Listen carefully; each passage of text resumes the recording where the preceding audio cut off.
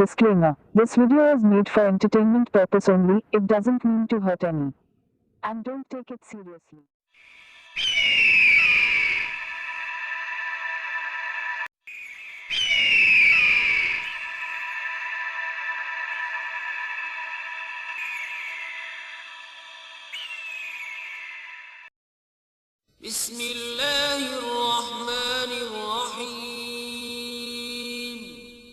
شروع اللہ کے نام سے جو بڑا مہربان نہایت رحم والا ہے۔ السلام علیکم دوستو، بندوں کی حق تلفی آخرت کے لیے بہت زیادہ نقصان دہ ہے۔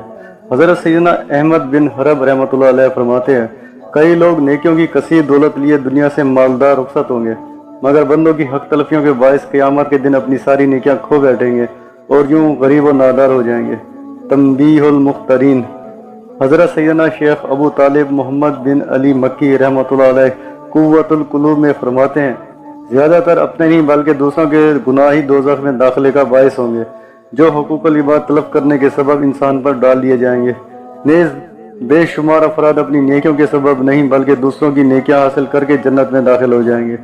قوت القلوب جلد 2 صفحہ 292۔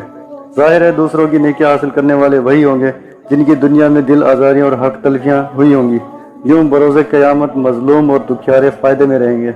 حقوق العباد کا معاملہ بڑا نازک ہے، مگر آج کل بے باکی کا دور ہے۔ عوام تو عوام، خواص کہلانے والے بھی عموماً اس کی طرف غافل رہتے ہیں۔ غصے کا مرض عام ہے، اس کی وجہ سے اکثر خواص بھی لوگوں کی دل آزاری کر بیٹھتے ہیں اور اس کی طرف ان کی بالکل توجہ نہیں ہوتی کہ کسی مسلمان کی بلا وجہ شرعی دل آزاری گناہ حرام اور جہنم میں لے جانے والا کام ہے۔ اعلیٰ حضرت فتاوی رضیہ جلد 24 صفحہ 342 میں طبرانی شریف کے حوالے سے نقل کرتے ہیں، سلطان دو جہاں صلی اللہ تعالیٰ علیہ وسلم کا فرمان ہے، جس نے بغیر کسی شرعی عذر کے کسی مسلمان کو تکلیف پہنچائی اس نے مجھے تکلیف پہنچائی، اور جس نے مجھے ایذا دی اس نے اللہ کو ایذا دی، یعنی تکلیف پہنچائی۔ معجم الاوسط۔ اللہ اور رسول صلی اللہ تعالیٰ علیہ وآلہ وسلم کو ایذا تکلیف پہنچانے والوں کے بارے میں اللہ تعالیٰ نے سورہ احزاب کی آیت نمبر 57 میں ارشاد فرمایا ہے، بے شک جو ایذا دیتے ہیں اللہ اور اس کے رسول کو ان پر اللہ کی لعنت ہے دنیا اور آخرت میں، اور اللہ نے ان کے لیے ذلت کا عذاب تیار کر رکھا ہے۔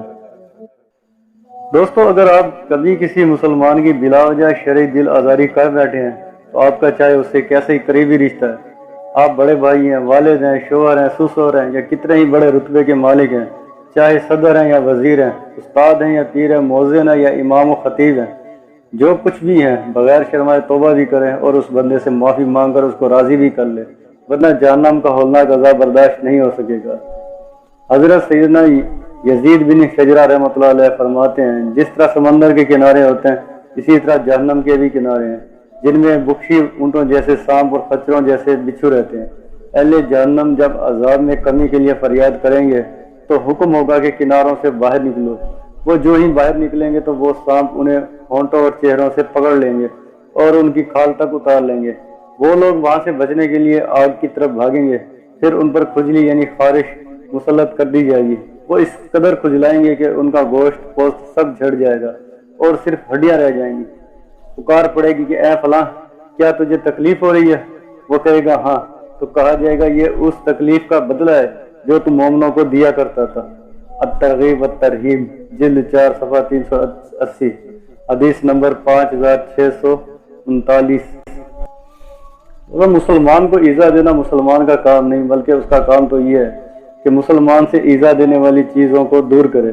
سیدنا امام مسلم بن حجاج قشیری رحمۃ اللہ علیہ صحیح مسلم میں نقل کرتے ہیں، تاجدار مدینہ صلی اللہ تعالیٰ علیہ وآلہ وسلم کا فرمان ہے، میں نے ایک شخص کو جنت میں گھومتے ہوئے دیکھا کہ جدھر چاہتا ہے نکل جاتا ہے، کیونکہ اس نے اس دنیا میں ایک ایسے درخت کو راستے سے کاٹ دیا تھا جو کہ لوگوں کو تکلیف دیتا تھا۔ صحیح مسلم۔ حضور صلی اللہ علیہ وآلہ وسلم نے اپنے اسوہ حسنہ کے ذریعے ہم غلاموں کو حقوق العباد کا خیال رکھنے کی جس حسین انداز میں تعلیم دی ہے اس کی ایک رقت انگیز جھلک ملاحظہ فرمائیں۔ چنانچہ ہمارے آقا صلی اللہ تعالیٰ علیہ وآلہ وسلم نے وفات ظاہری کے وقت اجتماع عام میں اعلان فرمایا، اگر میرے ذمہ کسی کا قرض باقی رہتا ہے اگر میں نے کسی کی جان مال اور آبرو کو صدمہ پہنچایا ہو تو میری جان مال اور آبرو حاضر ہے، اس دنیا میں بدلہ لے لے۔ تم میں سے کوئی یہ اندیشہ نہ کرے کہ اگر کسی نے مجھ سے بدلہ لیا تو میں ناراض ہو جاؤں گا، یہ میری شان نہیں۔ مجھے یہ امر بہت پسند ہے کہ اگر کسی کا حق میرے ذمے ہے تو وہ مجھ سے وصول کر لے یا مجھے معاف کر لے۔ پھر فرمایا، اے لوگو، جس شخص پر کوئی حق ہو اسے چاہیے کہ وہ ادا کرے اور یہ خیال نہ کرے کہ رسوائی ہوگی، ذلت ہوگی، اس لیے کہ دنیا کی رسوائی آخرت کی رسوائی سے بہت آسان ہے۔ تاریخ دمشق، لاک بن اساکر، جلد 48۔ حضرت سیدنا عثمان غنی رضی اللہ تعالی عنہ نے اپنے ایک غلام سے فرمایا، میں نے ایک مرتبہ تیرا کان مروڑا تھا، اس لیے تو مجھ سے اس کا بدلہ لے لے۔ الریاض النظرت فی مناقب العشرہ۔ وما علینا الا البلاغ المبین۔